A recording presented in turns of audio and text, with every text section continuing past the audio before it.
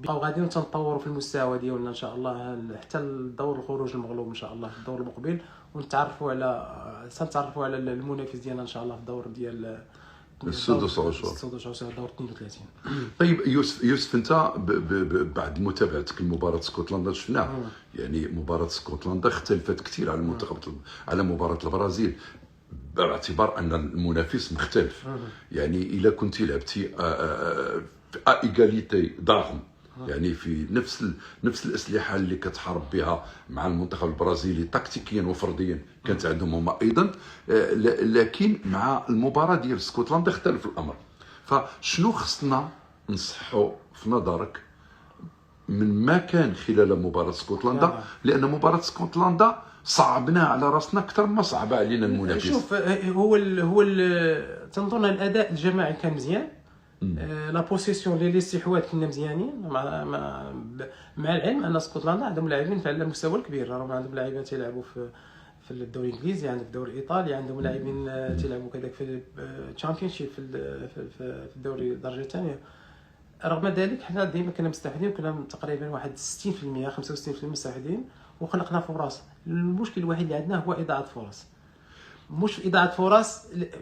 انا نقول عاوتاني لا، انت ما كتكلمش على اضاعه، مزيان نخلق فرص ونضيعهم، لكن انت كتكلم في البناء الهجومي بعض المرات ما تيكملش، خاصه عندما كتكون ضروره ان لاعب يمر للزميل ديالو هو في وضعيه جيده. هذا هو المؤاخذه اللي كانت عندك انت على هذه المباراه. على هذيك المباراه نعم، لانه ماتش بحال هذاك على الاعصاب اللي كانوا، وشفناهم هذيك 10 دقائق الاخرى ولينا على الاعصاب، راه كانوا يشمتونا في هدف عام والو يعني.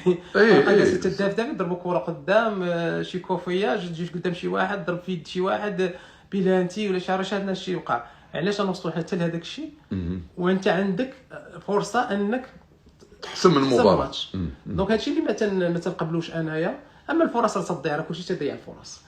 راه منين شاد الميموني ولا شاد سميتو حتى سيباري من شاد والقائم رضا، هذاك الشيء ما تهضروش عليه، حقاش هادشي تيجرى في كره القدم.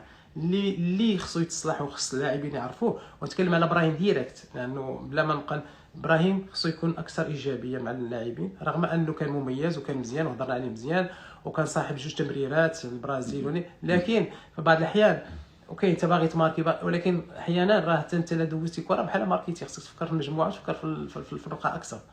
نتمنى ان شاء الله هذا كيكون درس، ونحاولوا نلعبوا بالجماعيه، ماشي هو كاع اللاعبين اللي تيلعبوا قدام او وسط الملعب، باش تكون عندنا هذه الروح الجماعيه، نساعدوا بعضياتنا باش عندنا الهدف واحد هو نماركيو وهو نربحوا ونخرجوا رابحين ان شاء الله. ويوسف لاحظناها على امام البرازيل وامام اسكتلندا، يعني بصرف النظر على هاد لي بتي ريغلاج هادو كيتسموا دي ريغلاج تكتيك اللي كيمكن الانسان يصلحهم، والمدرب اعتقد على انه كيتحط له تقرير تقني مفصل حول ربما الاختلالات اللي وقعت في عمليه البناء ديالنا الهجومي. بمعزل هذه الامور انا يوسف كنشوف فريقنا الوطني ولله الحمد، هادشي ماشي كنقولوه حنا فقط، كيقولوه الناس كاملين، الخبراء ديال كره القدم. يعني المغرب اصبح عنده هويه، عنده شخصيه، عنده اسلوب قائم بذاته، واسلوب استحق به انه يكون بين افضل 5 أو 6 منتخبات عالميه. فبالتالي ما عادش مسموح لنا اننا ما نلعبوش في هذاك المستوى، في هذاك الليفل اللي وصلنا له. هذاك الليفل يتطابق مع امكانياتنا، يعني ماشي حنا خديناه بطريقه اعتباطيه، لا، خديناه بطريقه اجتهادات وقيدا القيمه الفنيه ديال عناصرنا الوطنيه. فإلا بغينا نبداو نتحسنوا ان هذاك الليفل نبقاو نطلعوا فيه، بمعنى اننا نكونوا جماعيين، ان الفريق اللي خصنا نهزموه ب 4-0 نهزموه ب 4-0.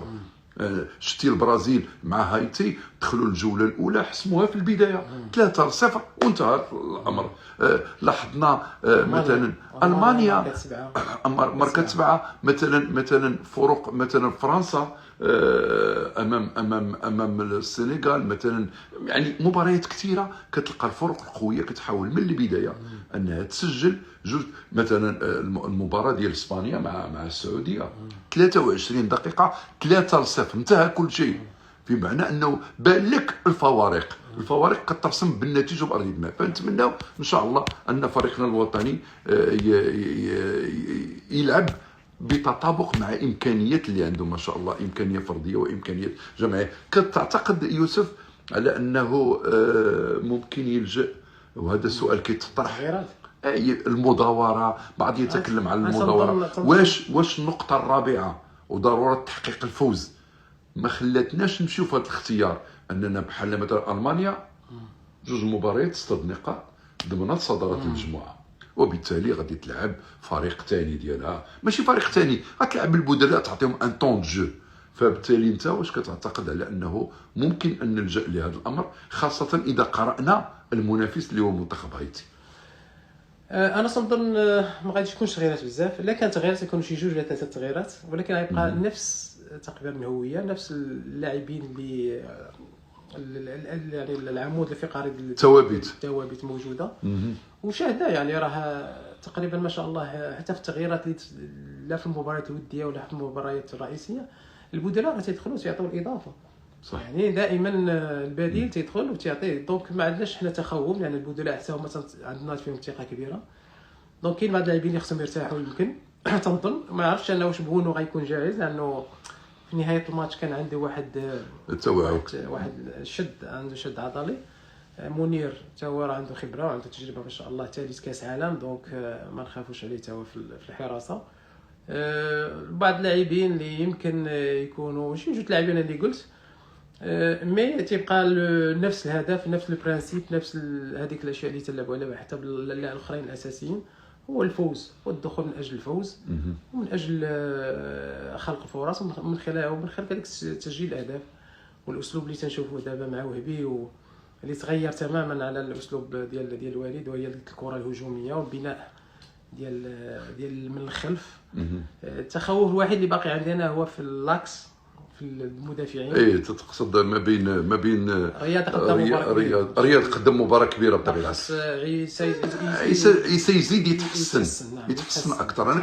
انا كنظن عيسى ديوبا يوسف مشكلته هو انه ما كانش كيلعب هذا الموسم بالذات مع الفريق ديالو ساوثامبتون ياك ولا فولام ما لعبش مباريات كثيره، فبالتالي جا الان الكاس العالم مستوى عالي جدا، لكن هو يتطور مباراه بعد اخرى.